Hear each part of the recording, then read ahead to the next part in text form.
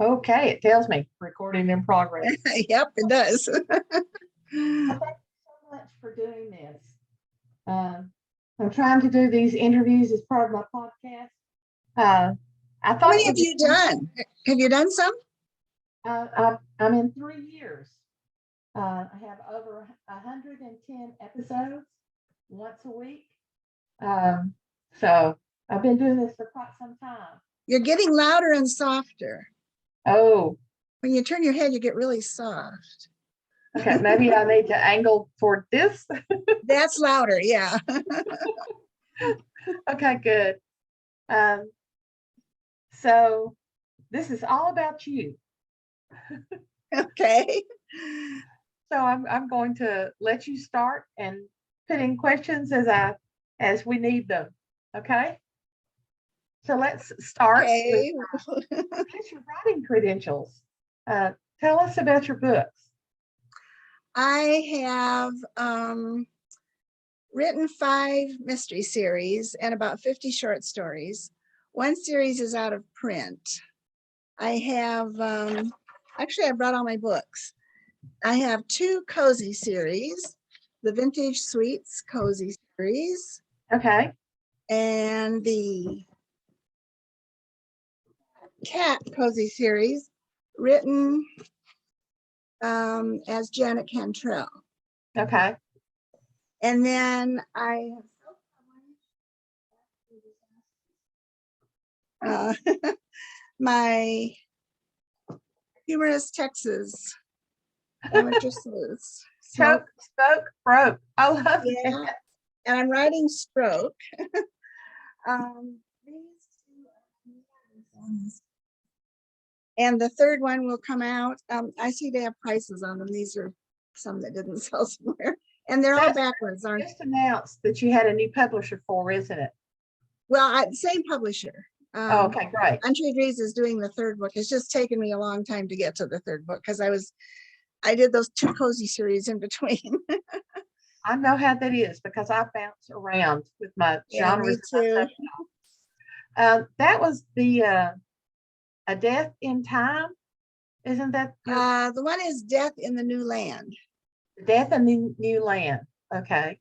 This is Death in the Time of Ice. And I'm sorry they're back. That's a mammoth. Fix that. Yeah. And that's the Neanderthal tribe is at the edge of the glacier and the ice age is just starting. And they have to flee south because the mammoths are going away from the glaciers. Yeah. And this is Death on the Trek while they're fleeing. And then the 3rd one is Death in the New Land after they get there. Do you have a common, strong primary character for those? Do they solve mysteries?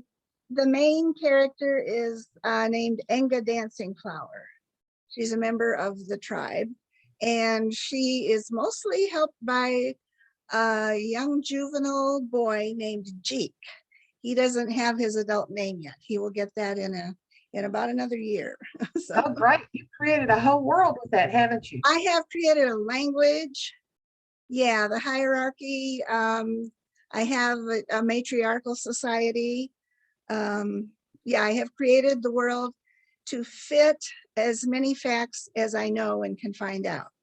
Right. I try not to violate anything that I know is true or has a theory. So now, is that one of those projects? You know, I have my love projects. Is that one of your love projects, or were the cat books your love project? No, it really is. It really is. I love my Imogene books. Those are close to my heart, the Choke, Smoke, and Broke, and the Neanderthal books. It's very, very hard to write those. It takes a lot of research and and they're making new discoveries all the time. And I kind of have to catch up on the discoveries as I'm going along. Yeah. As I was writing the first book, they finished sequencing the Neanderthal genome. And that was exciting because they found out that person that they sequenced was redheaded and freckled, which is totally contrary to how anybody's ever pictured a Neanderthal. So all the museums, paleontological museums, are changing the wigs on the dioramas. Yeah, I love. There's a diorama at a life-size one at the Smithsonian. Yes, I've seen that I that. draw on. I love it. Yeah. I think that's how did you get into the Neanderthal series? And I don't mean to concentrate on that. I'm just intrigued. That's okay. It is, I mean, as far as I know, I'm the only person writing a Neanderthal murder mystery series. Other people write Neanderthal fiction. I'm a member of a prehistory group, and other people are writing prehistory, but mine are the only ones that are actual murder mysteries, and they're structured as murder mysteries. I've just always been, I found my first trilobite when I was in junior high school, I guess. And I took geology in college, and I never took anthropology, but I've just always been interested in it and read a lot about it. And then what spurred me on with this were the recent discoveries about Neanderthals and how different they are to what everyone pictures them as. Yes. And I wanted people to know they weren't dumb cavemen who clubbed women over the head. They dragged them by the hair. So I wanted to portray them as I thought they probably were. Yeah. How do you find ways to kill people? You know, I resort to knives and bullets and things like that. So how do they wind up killing each other? Oh, it's easy to kill people back then.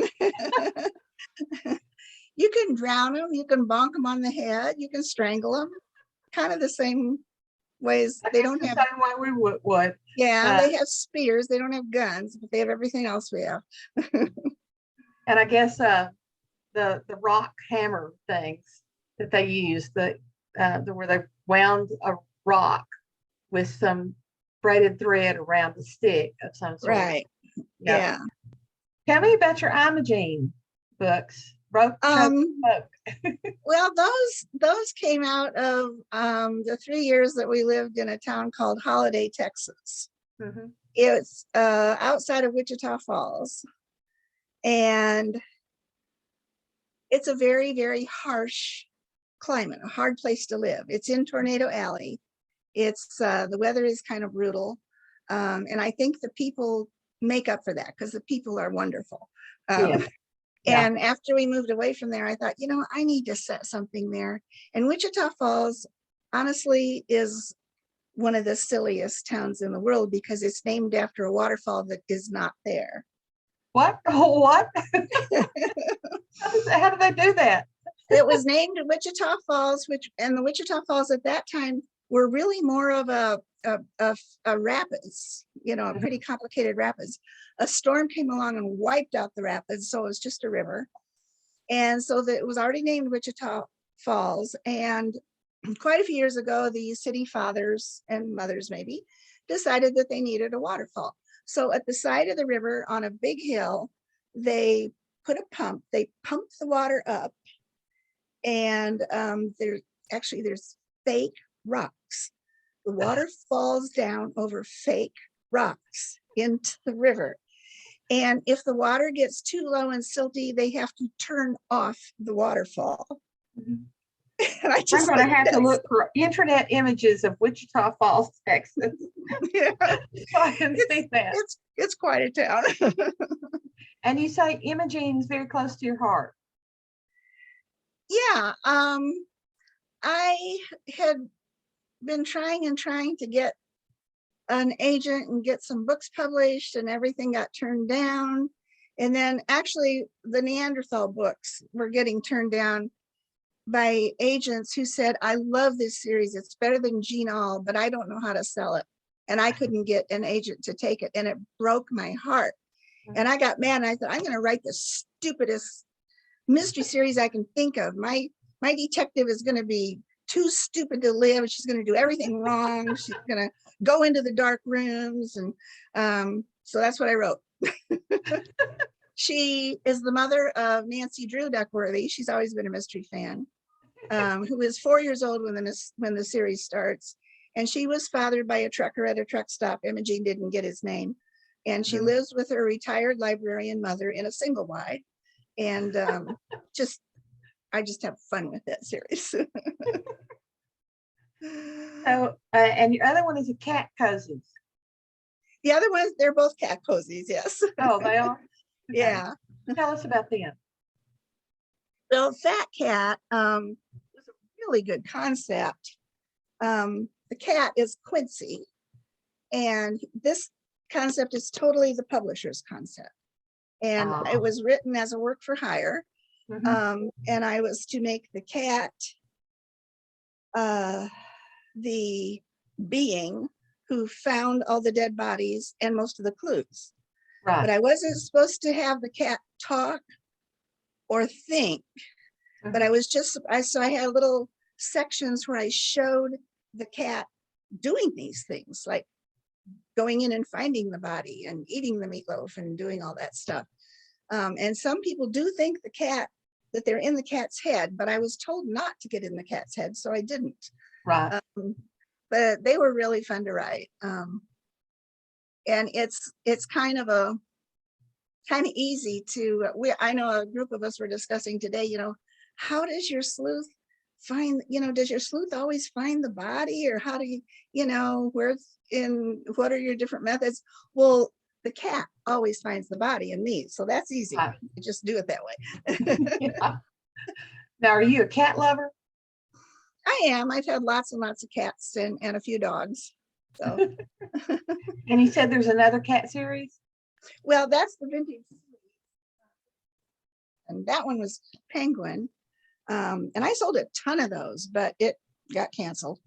It got canceled actually when Random House bought Penguin, and they fired a lot of writers and editors. Yes. It was kind of a massacre, a bloodbath. This one, the first one is Deadly Sweet Tooth, and then Revenge is Sweet, and Into the Sweet Hereafter. Candy and cats. What more could you want? Candy and cats, right? My main character, Tally,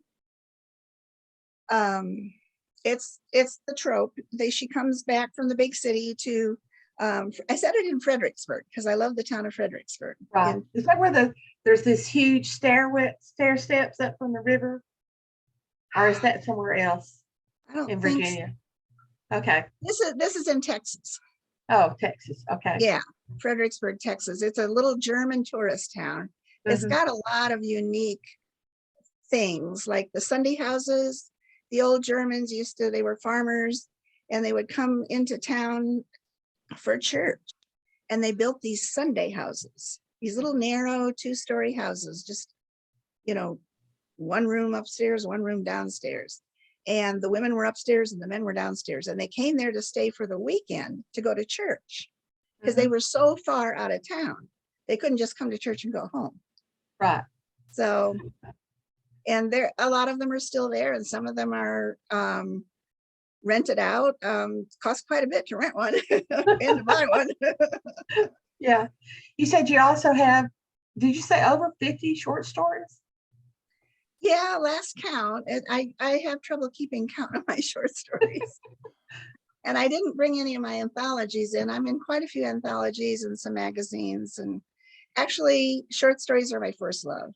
I much prefer to write short stories, but there is absolutely no money in. You think there's no money in novels, there's less money in short stories. Oh my.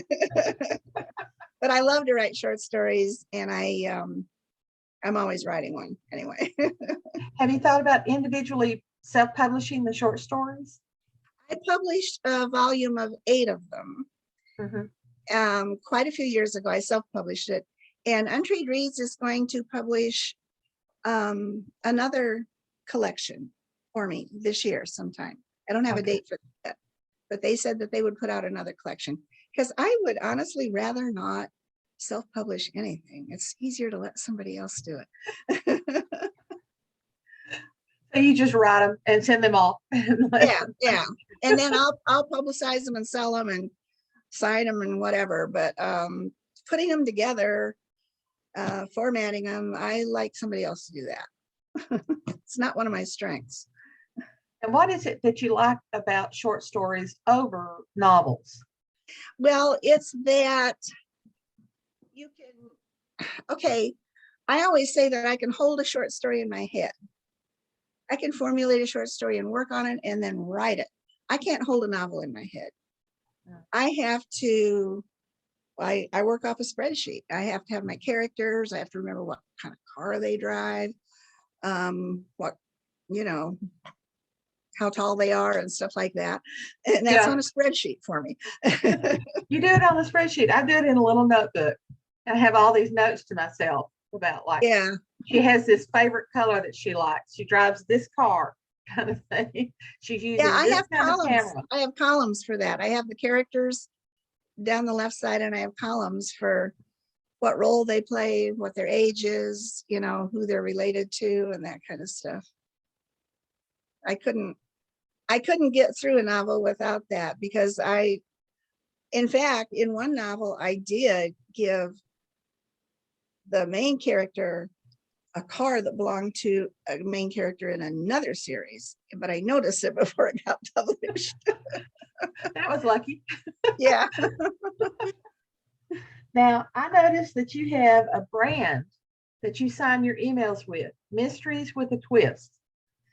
Yeah, that's kind of my tagline, logline, I guess. I just, I had a longer one. It was Mysteries Everywhere, Neanderthal to Now. And that's just kind of cumbersome. And I Yes. just wanted something short and pithy. And I do always try to put a twist on everything, and preferably a double twist. The other thing I like about short stories is you can try things out for the length of a short story that you couldn't get away with in a novel. Experiment. Yes, yes. Try different voices. I wrote one short story once that's second person present tense, which I could never do for any longer than short story length, but it was really fun to do. Now, how did the publisher who asked you for the work for hire find you? Did they find you through your other series, or did they find you through your short stories? They found me by me beating my forehead bloody against the agent's door for 10 years. Oh. And I attracted an agent called Jackie Sachs at Bookends. And she liked my writing, and she said, do you want to be my candidate for this series? It was the Memphis barbecue series. And I said, yes. So she said I needed to put a proposal together. I need to do a synopsis, 3 chapters, and little sketches of 2 other books. So I spent quite a while, a few months doing that. I gave it to her, and she loved it, and she sent it in, and I got rejected. And then she was going to have me work on something else. And then she decided to, what did she decide to do? Sell real estate or something? So, so they gave me to out of the book industry. So they gave me to another agent, and she got me that contract, and she got the Vintage Suites contract for me.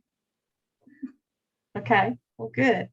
Where can we find your books? Are you on all the online distributors like Kobo and Barnes and Noble? Most of my books are, yeah, Kindle, Nook, Amazon, Barnes and Noble, Apple. Some of them are Apple, but I have extensive buy links on my page, kayegeorge.com, Kaye George.com.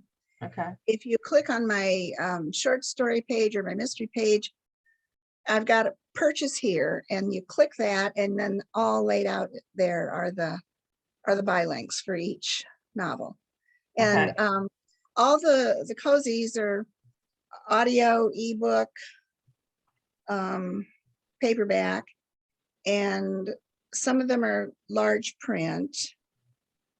And then the Neanderthal books are hardcover, audio, paperback, and ebook. So different publishers do different, want different formats. Yeah, Untitled Reads likes to do a hardback for library editions, which I like. So, and the cozies all have large print editions too. That's good. Because my sister, she's starting to convert more to audiobooks because she can't find enough books that are large print. Oh, and audio. Most of them are audio. Did I say that? I don't know. I think you did. Now, on your out of print books, have you thought about reverting the rights back to yourself? And then I have the rights. Okay. I just need to get busy, and I don't like the titles or the covers. I need the publisher went out of business. Mhm. The publisher was very good to me, Barking Rain Press. But the title of the first book is called Eine Kleine, what is Eine Kleine Murder or something. And to me, that title has always been kind of inaccessible. It's awkward. And my title was Song of Death. I like it better. Yeah, I do too. So I need to redo those, get new covers. And what I would like to do, actually, there's a writer that's going to help me do that if I ever get around to doing it, to get them on Harlequin. Yeah. I think to get it. And there's 2 books and I need to write the 3rd. So I have like projects up to here right now. That's like me. How Yep. did you get started writing and publishing? Writing, I always tell people I wrote before I could write. I would draw crayon pictures and make up a story and tell everybody what the story was. And then I drew cartoons when I was in school. I think when I was 10 years old or so, I wrote a novel in pencil on lined paper. I think it's 2 pages or 3 pages long. It was a novel. And then in high school and college, I sent literary short stories to what was then the Atlantic Monthly and the New Yorker. I sent a lot of them and I got piles of rejection slips. And one day I decided I wanted to get something published. And what did I like to read most? I really like to read murder mysteries most. So I thought that's what I should write, because that's kind of what I know. So it took me 10 more years to actually learn how to write a mystery. You know, taking courses, getting rejections, getting critiques. And eventually I got an agent and got some publishers. So. And how do you go about starting one of your mysteries? Do you plan everything ahead of time, or only a few things, or how do you do that? I'm a little bit, I don't know if you want to call it OCD or anal retentive. I have a process. I take 8 to 12 plot points and put them on my spreadsheet. And then I do backgrounds for my main characters. I write the villain's backstory, you know, what went on before the story starts that causes the murder to happen. And some things like that. I have a few little, excuse me, exercises that I do to get started.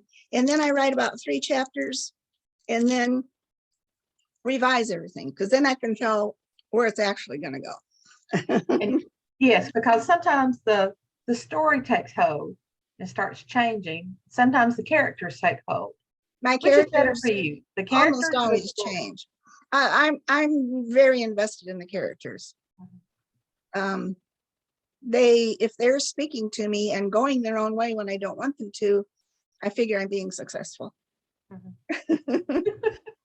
Like the end of the first Imogene Duckworthy book, there was this cop named Ralph Sandoval, and he was kind of slow and plodding, and he came over to the house, the trailer, to eat Imogene's mother's cooking, because he's not real thin and he really liked her cooking.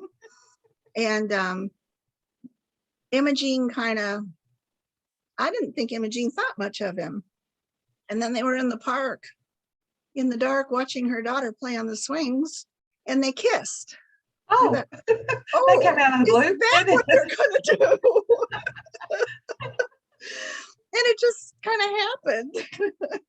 Or maybe he was ensuring the fact that he got invited for supper constantly. Maybe. They ended up living together. Eventually. Yeah.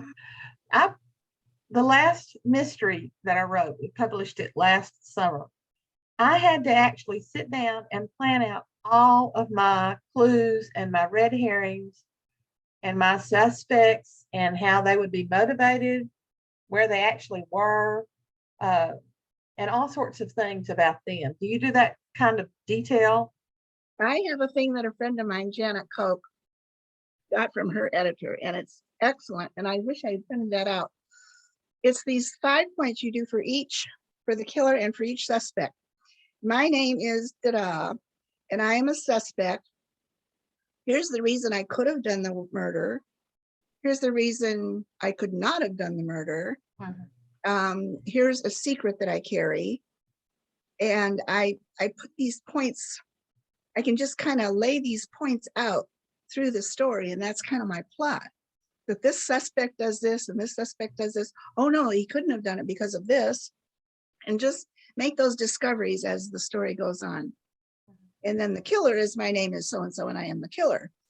And I did it this way and I did it because of this. And you know. Yeah, that sounds like it would work. Yeah. Now, I noticed also that you say you're a national best-selling and Agatha nominee.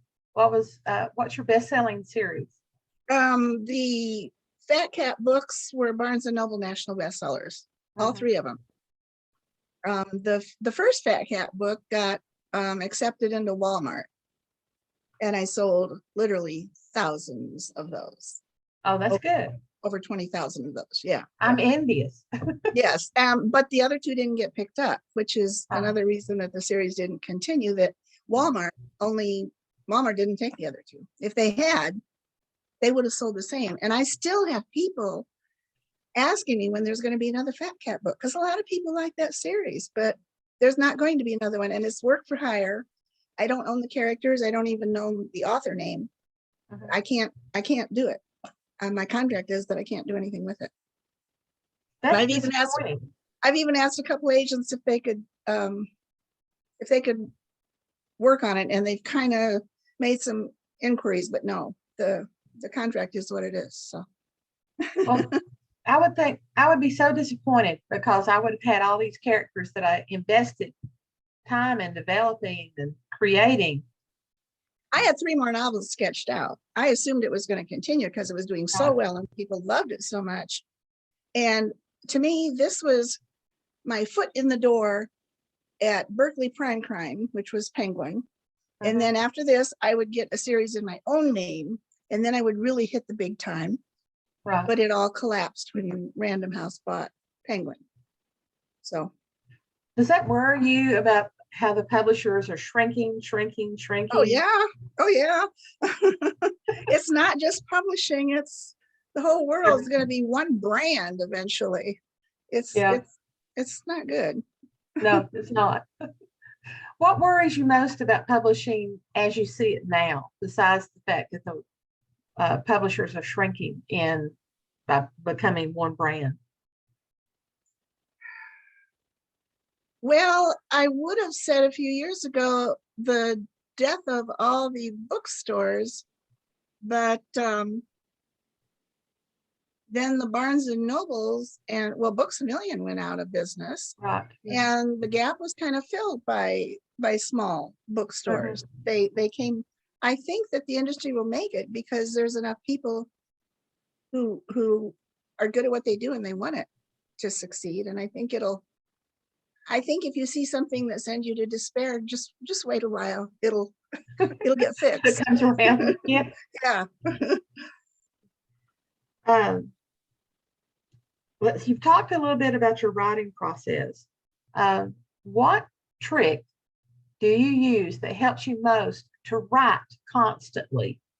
This is not about really the writing process. I guess this is about staying motivated and being persistent. Yes, being persistent.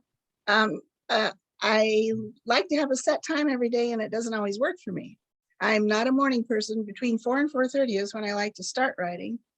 And I have 2 other friends who are writing regularly also. And all 3 of us write about the same time of day.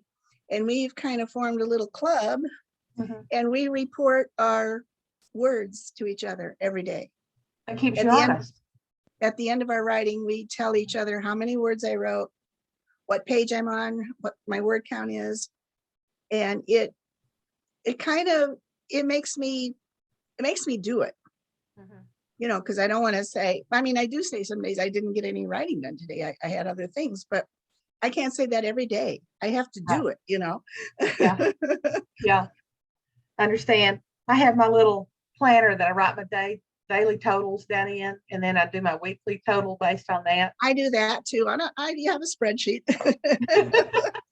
And I put down my total, and it subtracts it from what else, and it says what I wrote that day, from my total today and my total yesterday.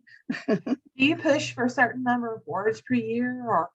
I push for 500 words a day, which maybe doesn't sound like much, but it gets it done if I consistently do that. Yeah. And you can do 500 words pretty easily. I tried to do I can, and a lot of times if I get going, it'll be 700 or 800. And right. So. And then you can finish the session in a good feeling. Yeah. And your Yeah, brain if I'm at 350 or 400 and I'm ready to stop, I look at it and I say, oh, I can do a little bit more. And I do a little bit more. Yeah. So that's good. That's good motivation.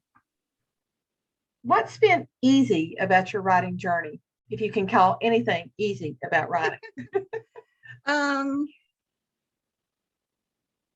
don't know. Writing isn't very hard for me. I like to write. And I've been writing, like I say, most of my life. It's easy for me to, people sometimes say, where do you get your ideas? I have folders and folders. I won't live long enough to write all the ideas I have. I have a lot of stuff left to write. Yeah. People come to me and they say, have you tried this? Have you thought of this? And I go like, not exactly that, but I have like a stack of 500 pages where I have ideas that I've got to sort through. Yep. And I'm always getting new ideas. So anything else I haven't thought to ask about? If you're going to talk to a new writer, what would you tell them? Just be consistent, be persistent, and just know that it's not an instant thing, that you've got to keep going and going and going and going. And Daryl Woodgerber has something that she said that almost happened to her. She said, don't quit 5 minutes before you're successful. Ah, that's good. She was ready to quit and she got a good contract. And that was her lesson. Don't quit 5 minutes before you make it. The other concept I have is my magic number theory. Again, on a spreadsheet, I keep all my submissions and my rejections, and how many rejections I have for each. I usually would get like 100 rejections on one book while I'm writing another one. Then I'd get 100 rejections on that one while I'm writing another one. And I probably wrote about 7 novels before I got the first one accepted. But my magic number, I had 468 rejections, and the next letter was an acceptance. So my theory is everybody has a magic number. Higher than that. Pardon?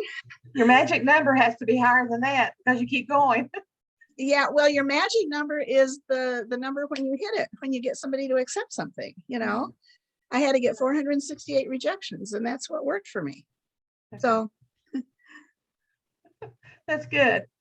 Well, we're going to be out of time and just very briefly. So thank you so much for doing this. Thank you for asking me. I appreciate it.